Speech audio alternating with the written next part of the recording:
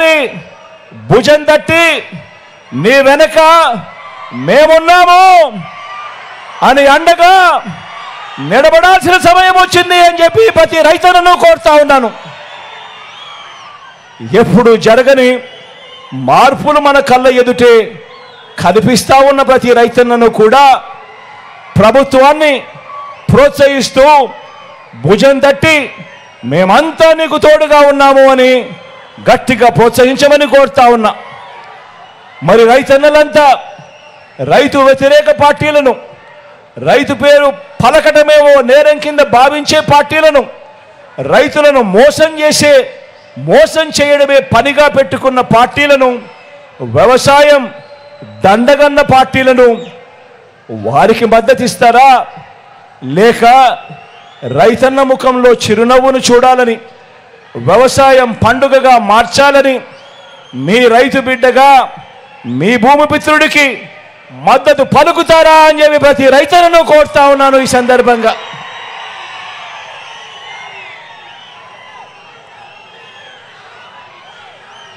ఇక సామాజిక న్యాయం, ఎందుకనంటే ఈ విషయం కూడా అందరికీ తెలియాలి.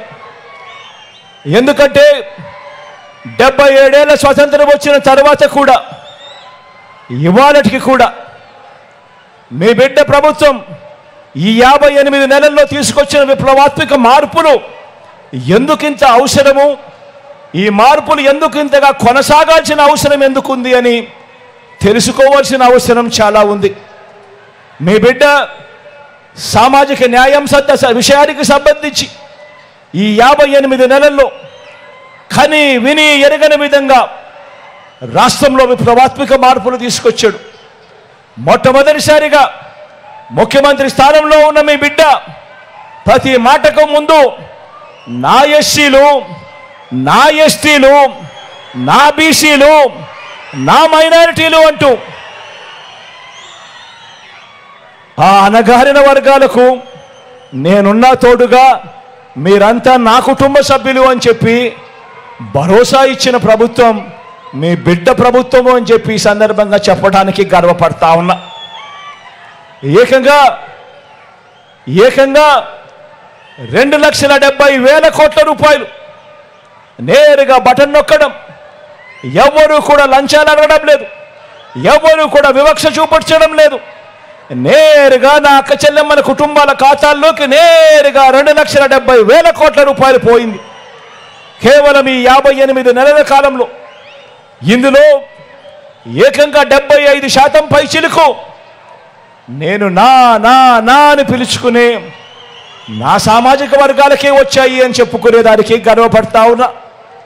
అలాగే మనం ఇచ్చిన 2,30,000 శాశ్వత ఉద్యోగాలు రాష్ట్రం దశాబ్దాలుగా ఇప్పటి వరకు ఎన్ని ఉద్యోగాలున్నాయి మీ బిడ్డ ప్రభుత్వం రాకమునుపు అని చెప్పి చూస్తే రాష్ట్రంలో 4 లక్షల ప్రభుత్వ ఉద్యోగాలుంటే మీ బిడ్డ ప్రభుత్వంలో ఈ 58 నెలల కాలంలో ఇచ్చిన ప్రభుత్వ ఉద్యోగాలు ఏకంగా మరో 2,31,000 ఉద్యోగాలు ఇచ్చామని చెప్పి కూడా చెప్పడానికి గర్వపడతా ఉన్నా.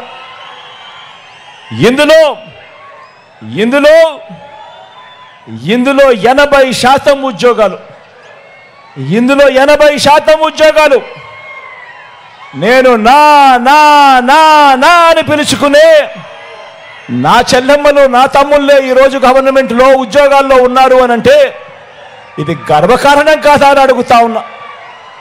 ఎప్పుడు చూడని విధంగా, ఎప్పుడు జరగని విధంగా ఏకంగా నామినేషన్ పై ఇచ్చే ఉద్యోగాలు కానీ, నామినేషన్ పై ఇచ్చే కాంట్రాక్టుల్లో కానీ, ఆ పదవుల్లో కానీ, ఆ కాంట్రాక్టుల్లో కానీ ఏకంగా 50% చట్టం చేసి మరి ఈ వర్గాలకే వచ్చేట్టుగా చేసింది కూడా ఈ 58 నెలల కాలంలోనే అని కూడా చెప్పడానికి గర్వపడతా ఉన్నా. మొట్టమొదటిసారిగా రాష్ట్రానికి ఒక దిశ చూపించాం.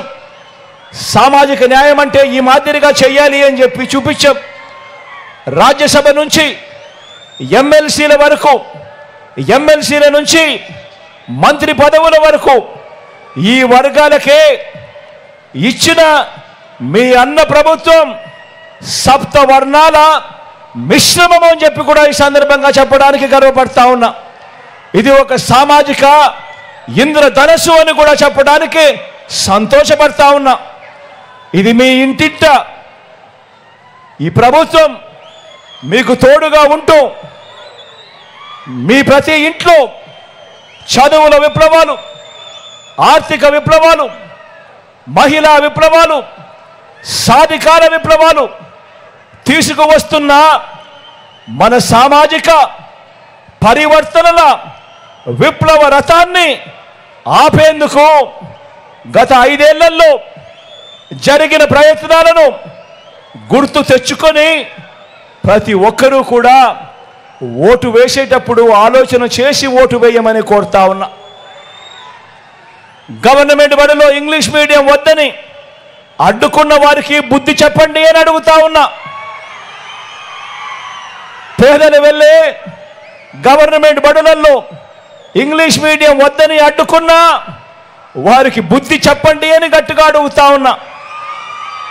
పేదలకు ఇళ్ల స్థలాలు ఇస్తుంటే కులాల మధ్య సమతుల్యం దెబ్బతింటుందని ఏకంగా కోర్టులో కేసులు వేయించి మరి వాదించిన పార్టీల భవిష్యత్తుకు సమాధులు కట్టండి అని చెప్పి కోరుతా ఉన్నా. ఎస్సీ కులాలలో ఎవరైనా పుట్టాలనుకుంటారా అన్న వారికి రాజకీయ భవిష్యత్తు లేకుండా తీర్పునివ్వండి అని చెప్పి కోరుతా ఉన్నాను. బీసీల తోకలు కత్తిరిస్తా అన్న బాబును సమర్థించే అనేక తోకలను